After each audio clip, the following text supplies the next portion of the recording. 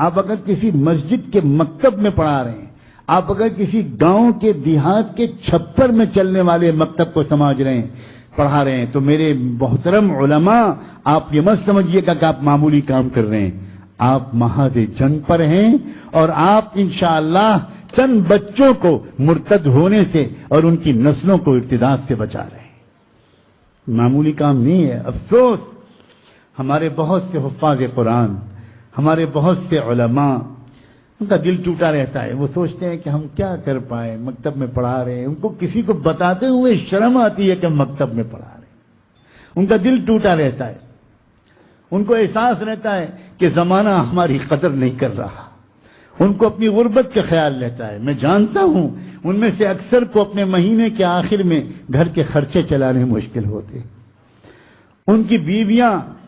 جب کہیں خاندان میں شادیاں ہوتی ہیں اور شوہر کہتا ہے کہ تم تیاری نہیں کر رہی وہاں جانے کے لیے،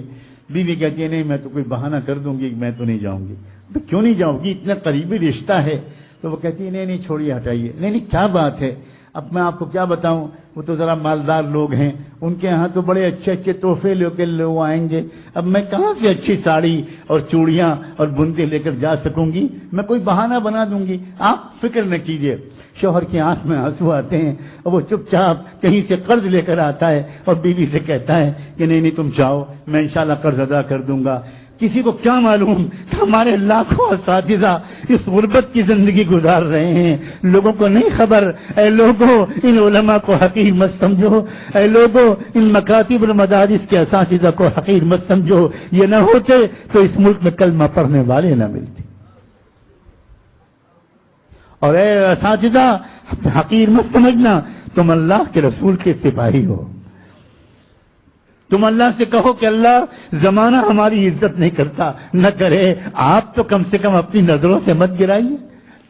اگر کہیں آپ کی نظروں سے ہم گر گئے گناہوں کی وجہ سے تو اللہ پھر ہم وہاں مارے گئے، نہ زمانے نے عزت کی نہ آپ نے عزت سے دیکھا، پھر ہم مصیبت میں ہیں۔ لیکن اللہ اگر یہ بات صحیح ہے کہ ہم محمد الرسول اللہ کے سپاہی ہیں تو ہم کو اس غربت پر ناز ہے، ہم راضی ہیں اس غربت پر، اللہ ہمیں کوئی شکوہ نہیں ہے۔